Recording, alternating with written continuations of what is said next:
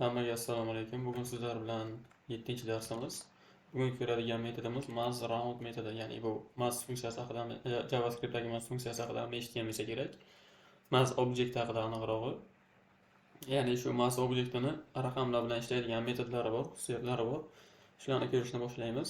Birinchisi MassRound xususiyati metodi.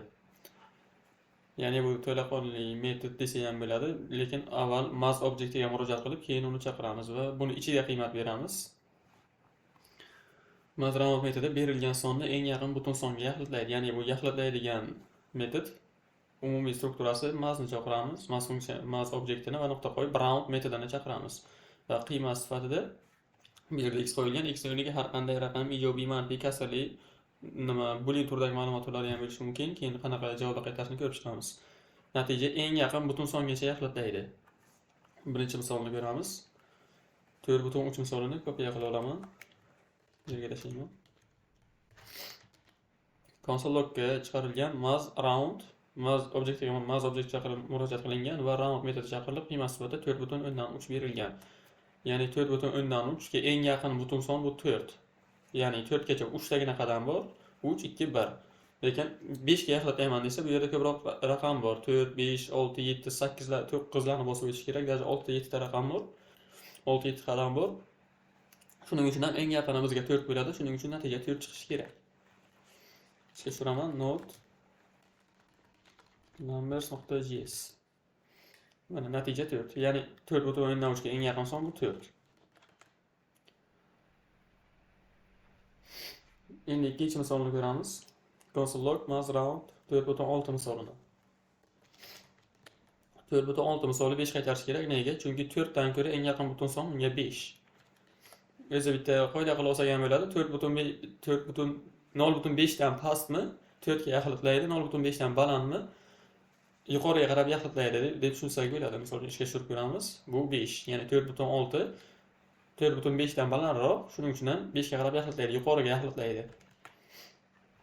Keyingi misolga o'tamiz. Agar to'liq son desak nima bo'ladi? 7 tushunadigan butun son MassRoundga 7 berilgan, 7 tushunadigan butun son bu butun sonni o'zini qaytaradi, hech qanaqa o'zgarishga uchramaydi. Shu sonni o'zi qaytaveradi. Va keyingi misol 0.5 holati bo'lsa-chi. Ya'ni biron bir son keyin butun kelsa, ya'ni MassRound 3.5 kelgan va MassRound 2.5 kelgan. Ya'ni butun 5 holati, ya'ni teng yarim holati ham yuqoriga qarab yaxlitlaydi. Pastga emas, yuqoriga yaxlitlaydi. Ishga tushiradigan bo'lsak, yana birinchisi 4 qaytaryapti, ikkinchisi esa 3. Ya'ni pastga yaxlitlamaydi. Masalan, 3.5 ni 3 qilmaydi yoki 2.5 ni 2 qilmaydi. 3.5 ni 4 qiladi, 2.3 ni 2.5 ni 3 qiladi. 0.5 holati ham tepaga qarab yaxlitlaydi, pastga emas. Manfiy son beradigan bo'lsak, MassRoundga biz -2.4 ni berganmiz va ikkinchi qatorga -2.6 ni berganmiz. Bu 0 ga nisbatan yaxlitlaydi va o'ziga eng yaqiniga, ya'ni bu tepaga yoki pastga emas, o'ziga eng yaqiniga. Misol uchun -2.4 ga eng yaqin butun son -2, -2.6 ga eng yaqin son -3. Tekshiradigan bo'lsak, yana -2 va -3 chiqyapti. Agar string beradigan bo'lsak, qiymat sifatida bu obyektga MassRound stringga 4.7 berilgan. Ishlatib ko'ramiz. Bu number formatida 5 qaytaradi. Ya'ni buni type ham number.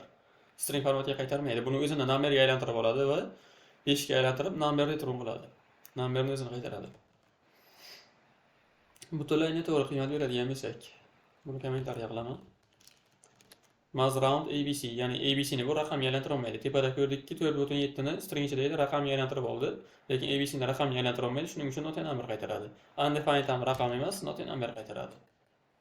Ishga tushiradigan bo'lsak, yana not number. Lekin agar shu yerga null ni beradigan bo'lsak, bu ishlashi kerak, chunki null ni 0 ga aylantira oladi-da. Mana 0. 0 ni o'zi ham butun son bo'lgan hisobiga bu 0 bo'lib qolaveradi. Ya'ni null ni raqamga aylantira oladi, lekin undefined aylantira olmaydi. JavaScript shunday. Bugungi darsimiz shundan iborat edi. Hammaga rahmat.